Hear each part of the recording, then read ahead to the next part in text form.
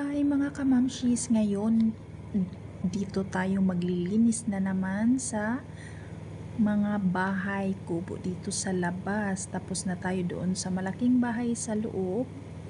Kaya dito na naman tayo. Ito yung ginagamit nila tuwing summer. Dito sila nag-ihaw-ihaw, nag-inuman at saka nagduyan-duyan. May 3 duyan dito, isang sofa at saka may television. So dito sila nag-standby pag summer kasi malamig dito, maraming kahoy at saka ayan, kaya punta tayo sa taas at may magandang view.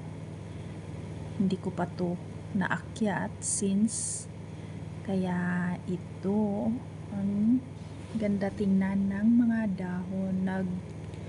Utom na kasi dito, so nag-change na yung mga kulay nila, napakagandang tingnan. Kaya maganda dito pag summer kasi malamig sa baba at napakasariwa ng hangin. So yan yung malaking bahay, natapos ko na siya lahat. 2 weeks ko din siyang nilinis, pero hindi ko naman siya minamadali kaya medyo hindi din nakakapagod.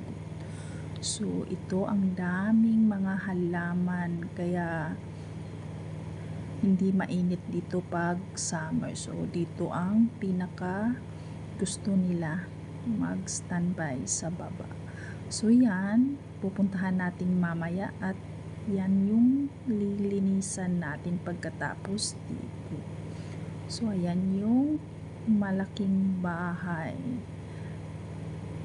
So ngayon bababa na tayo at maglinis na para matapos ang ating trabaho ng maaga at may time pang magre-reels. So ayan, ang daming mga dahon kaya napakalaking bagay din kasi pag summer sobrang init din. At yan yung peacock naggala-gala sa ilalim ng mga puno ng kahoy. So ayan na siya at tingnan nyo ang ganda ng mga puno, nag-change ng kulay. So napakalinis kasi may tagalinis dito sa labas. Ito naman siya, hindi siya nakakain, palamuti lang yan dyan. At sa gilid nito may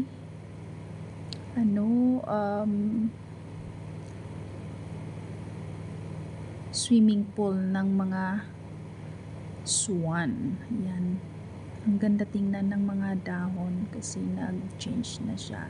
Yan yung lilinisan natin ngayon. Ito na ang nag-enjoy sila habang hindi pa winter. Thank you for watching.